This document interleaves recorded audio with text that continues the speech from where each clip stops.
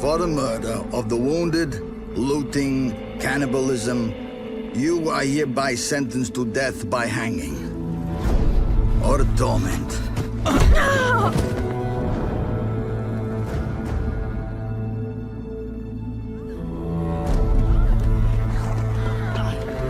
Don't meddle. Take the reward and let's go. Help me! Knew you witches wouldn't scorn imperial gold. Tough hunt. Tougher than yours, that's certain. Evil is evil. Lesser, greater, middling, makes no difference. Come with me. Bring her down. Do it my way. You like that, you bitch? Get the hammer. Kick her teeth in. The degree is arbitrary, the definition's blurred. If I'm to choose between one evil and another, I'd rather not choose at all. Just make it quick, Geralt. What the?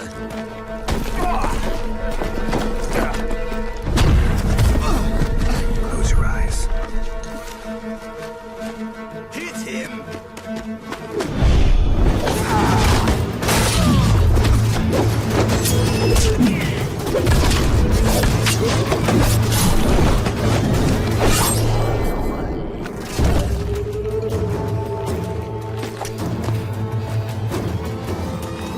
What are you doing?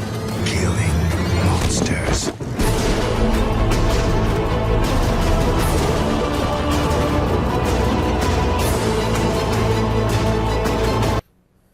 Hey everybody, it's Ghost with Blades and Blasters. Going to be doing a quick character generation for The Witcher. Somebody on the other video requested that we do a character generation path for Witcher, just so they can see how it's done. I'm happy to oblige. So I'm going to assume that you've watched the other one. I'm going to skip over some of the details with, you know, what stats do what and things like that. So I'm just going to get right into getting the Witcher character generation. So Witchers get their own life path, and they're also considered their own race, even though they do come from that human stock. So when you're making a Witcher, let's go ahead and bring them up. So Witchers get their own path. They have their own generation. Where does it say that? Let me go ahead and take a look. I know it's here. Yep. And Witcher life. As a Witcher, you roll on a Witcher-specific life path and running Witcher section. So first, we're going to go ahead and look at what it says for the Witchers and what they're like. So they are people, but they have a completely different set of perks than your average human. So the perks for the Witcher are enhanced senses. So they're going to get a +1 to their awareness skill because their senses have been enhanced from all their training. We've got the sheet here. So we're going to go ahead and just put the +1 into it now. Resilient mutation. They are immune to diseases and able to use a mutagen. That's something to keep in mind. Dulled emotion. They have a -4 to empathy. We're going to keep that in mind for later, and I will plug it in just to have it in my mind here. Dulled emotion, and that will apply after we've done our rolls for that, those stats. And then lightning reflexes, again a permanent +1 to their reflex and dexterity. It can raise both stats above 10. So we're going to go ahead and get those plugged in already as 1 and 1. And that's again to their training and mutations. Goodness, the music's louder than I thought it was going to be. A little bit better. Okay, so that's the Witcher race. It does tell you that typically all known Witchers are male because of the nature of Trollic grasses. However, it can be decided if GMs want to allow a female Witcher. Due to dulled emotions, a Witcher cannot raise their empathy stat above 6. Usually, Witchers are not going to be your face if they're in a group. That's fine because they are good at other things. So I'm going to go ahead and get things plugged in here for the Witcher life path. So, for For the Witcher Life Path, it is in a different section of the PDF. For the PDF, it is 237 is when you start to get the Witcher information. I'm going to go ahead and back out percentage-wise. So, Life of Witcher is vastly different from that of any other creature on the continent. From an early age, they stop being a normal citizen and go through what most other people could only dream of as their wildest nightmares. So yes, Witcher training is awful, and we're going to see all about it as we're rolling through here. So, when did you become a Witcher? So this is going to be something that makes your Witcher training, it kind of determines how much harder or easier it's going to be. So we've got a role for either infancy, early childhood, or late childhood. This affects your Trial of the Grasses roll, which can adversely or positively affect you depending on what you roll. So we're going to roll a d10 for that.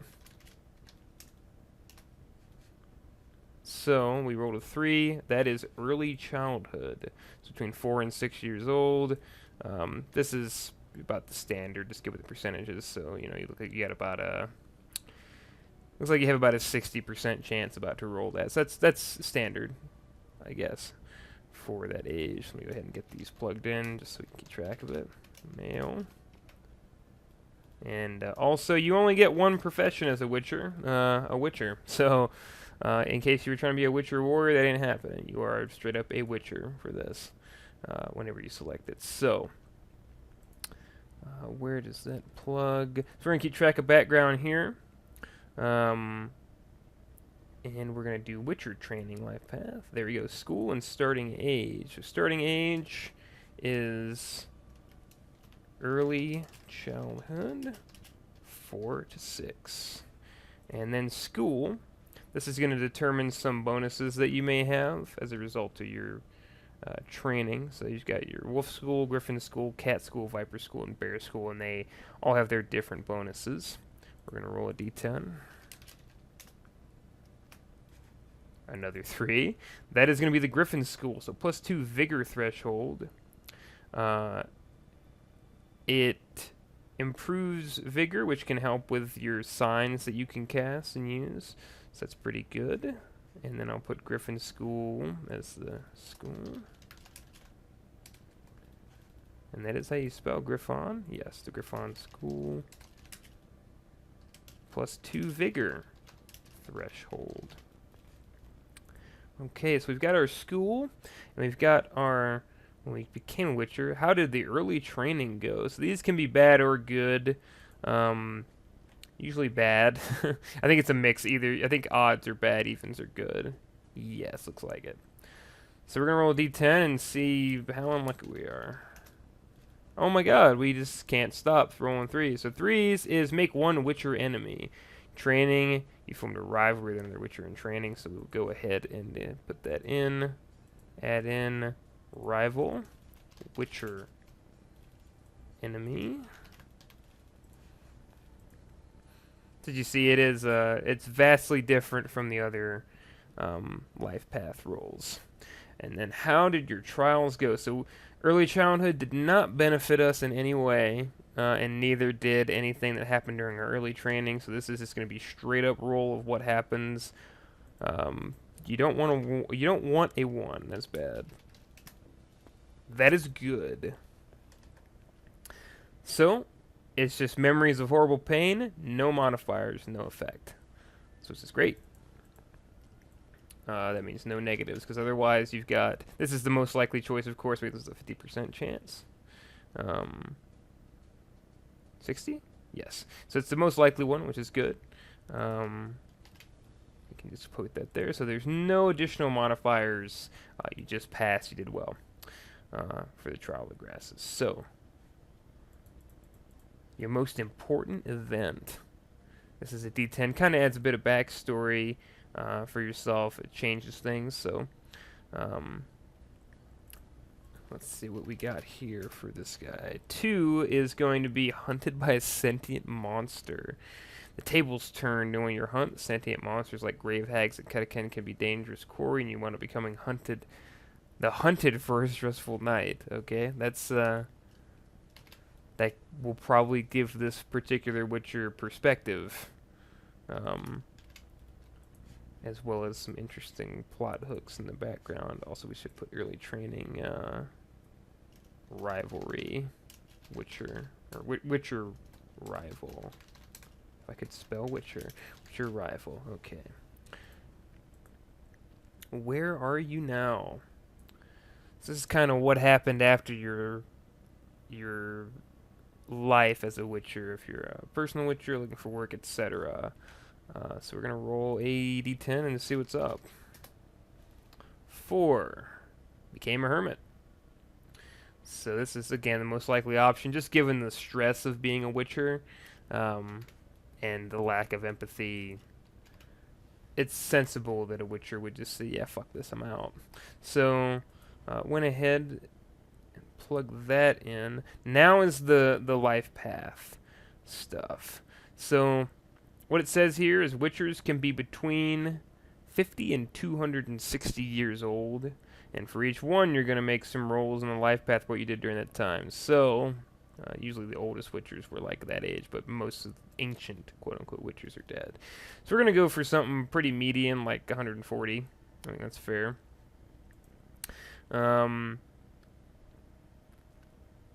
Let's see, when would you start your actual life as far as a Witcher?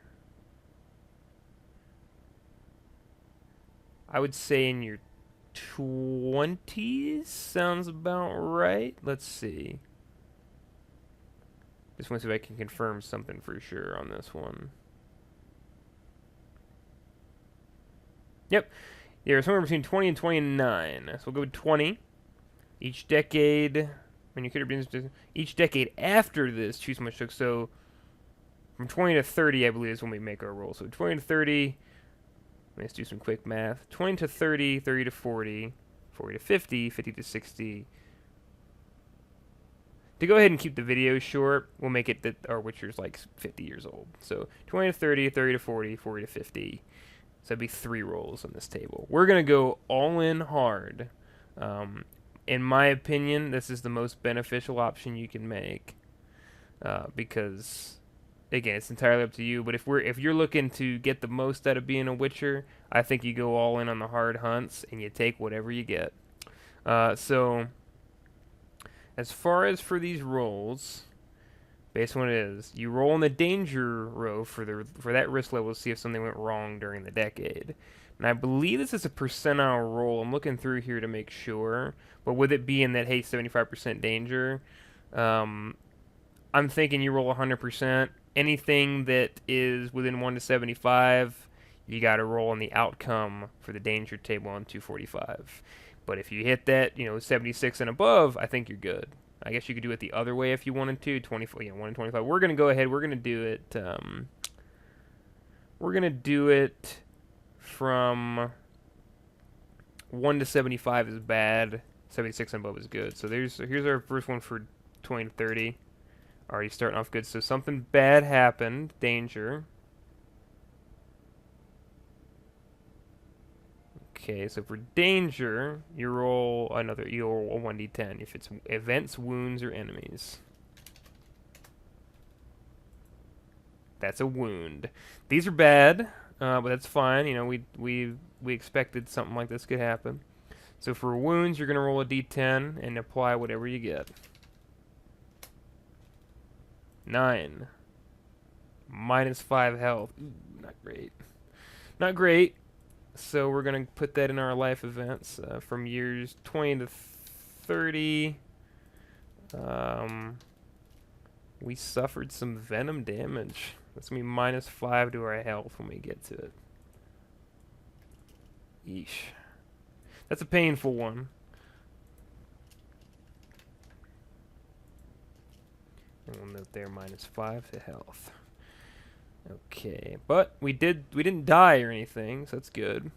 So what we do next is we go back up there to see what happened during that time. So we're gonna roll a 1d10 and see what we get. Yep. So you roll on the outcome area and on the benefits, allies, or hunt stable. So we're gonna roll a 1d10. 6 is an ally. And here's the allies table. We'll go ahead and roll, let's see, 1, 2, 3, 4d10 for now. And apply those. So it is a female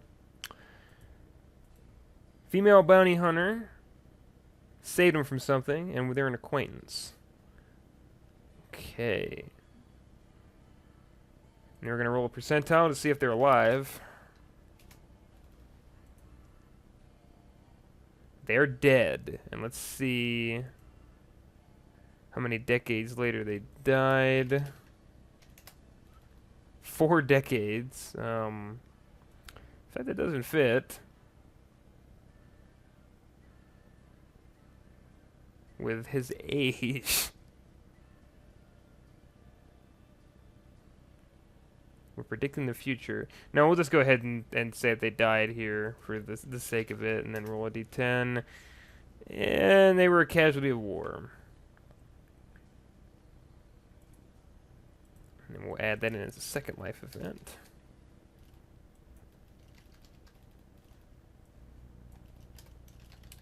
A friend, female, bounty hunter, died as a casualty of war.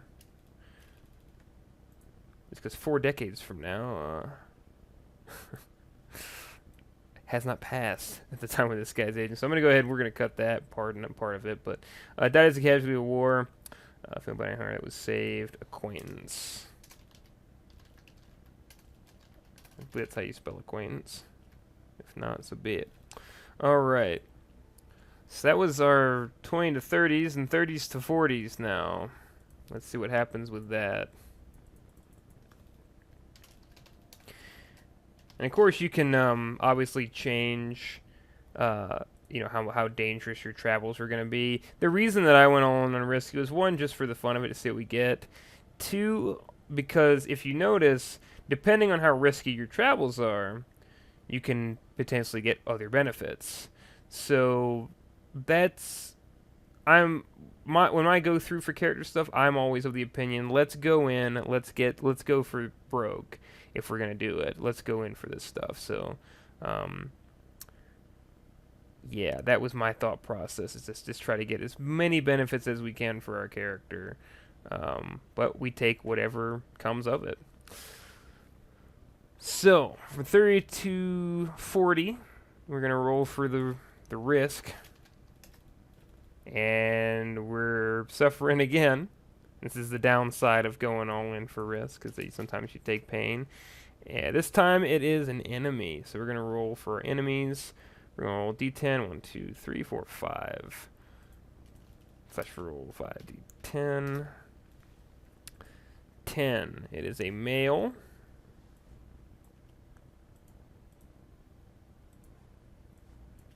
Male enemy. There's a made an enemy, and they are male, they're a merchant, I foiled a plan, they have minions, and they're outright violent.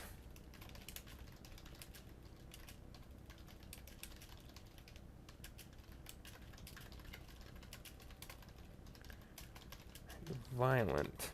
And I believe we can roll to see if they're dead or not. Any mortality? Slash roll, do 100. They died. How many decades did it take? 100 years. Nah, doubtful. So I mean, they're dead, but apparently not. That's a bit of a confusing one, I'll be honest. But we'll just go to see how they died. See, 10. I killed him. All right, works for me. Had many minions. Get out of here, scum. So that wasn't too bad a one. Then what happened next? What else happened? So we're gonna roll a d10 to see. Nothing. Not a damn thing. Okay.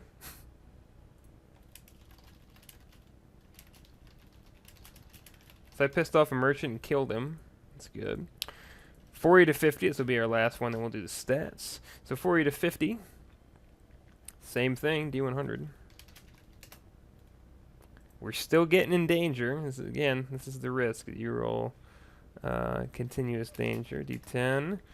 Another wound. That could be bad.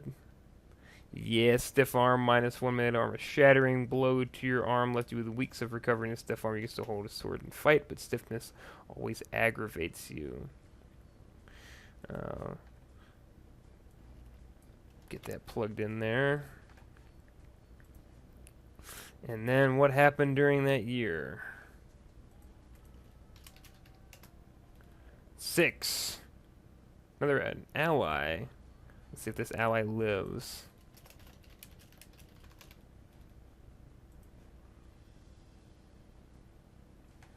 1, 2, 3, 4, D10. 4, 6, 7, 7. Male, old enemy, hired them for something, became friends.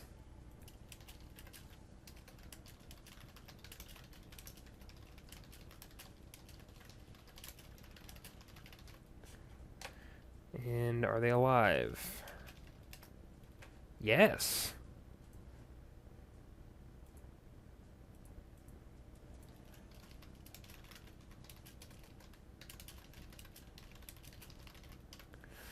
So we can always work on that later.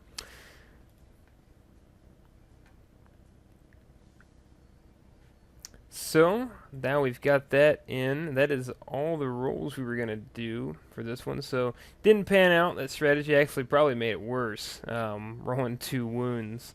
But that's the risk you take in the Witching Life. So, now we're going to go ahead. Let's see what else they've got. Of course, they have their own gear, which I'm not going to plug in for it. But you can see here, Witcher Steel Sword, very powerful, armor-piercing. Excellent craftsmanship, does a ton of damage. Also made of meteorite, which has an effect on monsters, I believe. And then the silver sword, which is looking weak here, 1d6 plus 2, but is strong, 3d6 damage instead against, I believe, supernatural type creatures. Also, you've got your potions and things like that, your decoctions you can brew and sort out. So we'll go ahead and go to the Witcher profession now. And you can see here, you start with Vigor 2. Our Vigor will be higher at 4 because we are of the Griffin school. We get all basic signs as magical perks. We get Witcher training as a defining skill, which you can plug in here. In this excellent sheet here, profession skills. And what is the basis for it? Int.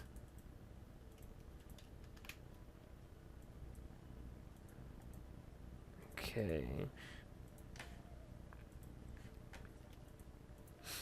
And then, of course, picking gear and things like that. I already got swords, so would probably go with a double woven gambeson and alchemy set. Sounds good. So we can practice our skills. Screw hand crossbows. Can always get other range things if we really want it. Skills. Keep in mind the skills here. Spell casting, very important. All these things very important. You are leaning towards certain things over other ones to make sure that you are talented. And then, of course, here's your special list that you get for formulas and medallions, swords, and that to make you aware of what you're getting, which is why you don't get as much gear than other groups do, other professions. So now we're going to roll stats. We're going to roll 90-10. This one's pretty familiar to anybody who's done it before here. For the events. This is a pretty awful Witcher. He's not bad though. He's workable. So for this guy, I'm thinking we're gonna go ahead and do the 11 for Rio. So 10. We're gonna put the 10 in reflex. We're gonna put the 7 in int. I think a 7 in will. I think we do have a 7. We have a 6. I'm gonna put a 6 in will. No, I think he needs more. So 7 in will, 6 in int, and then put the 6 in dex. We've already got 1 there, so that becomes a 7. So we've used all our good numbers. And then we're going to spread out. So the body is going to be rough, unfortunately. But it is what it is.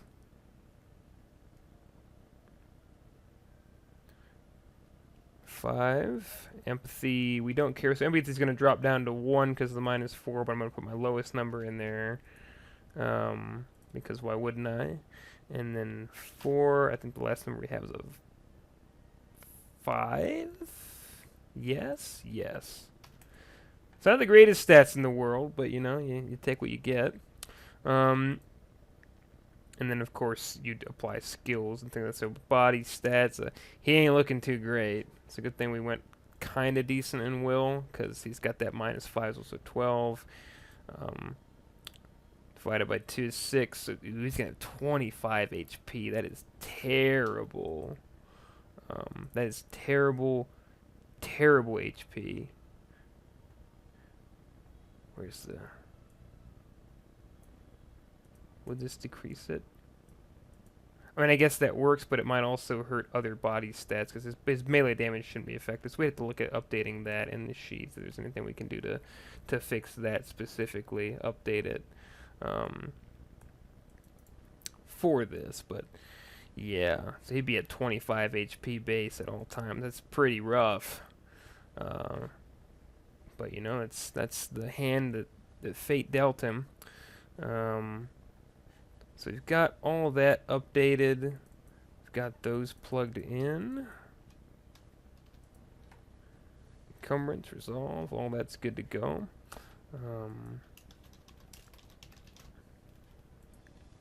Alright, so as far as stat spending, this is where I'm probably going to go ahead and cut off, because this has been covered in the other video for profession skills and things like that.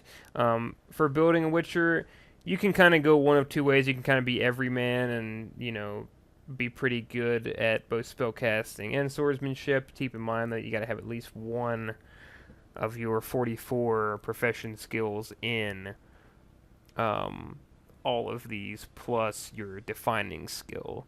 So, you know, you're not going to be able to do everything. You are going to lean towards certain talents. This guy would probably be more of a caster, just because the vigor threshold is going to help him with the signs.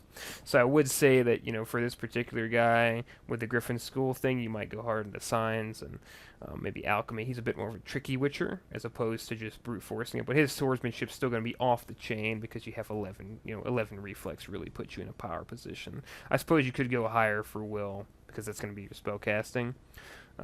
But you know, you're still gonna be rolling pretty well with that. Put points into it, and you can kind of go either way on it. But yeah, so that's pretty much it for this as far as making a Witcher. Again, you know, you could do several different things. You wouldn't have to go super risky all the time. You could travel pretty easy and go risky sometimes to, you know, try to get things squared away for your benefits or allies or things like that. But this is a quick little generation for making a Witcher in The Witcher RPG. And of course, if you have any questions about it, feel free to go ahead and reach out to us in the comments. Always happy to help, or build or discuss, you know, options for Witchers. Always happy to talk shop about making characters and help with builds and things like that. If you have a certain kind of thing you're going for, but not sure how you wanted to get sorted out mechanically, I'm always happy to speak with somebody about it. Well, thank you guys for watching. Hope you enjoyed. Hope it's informative, and have a good night. Bye.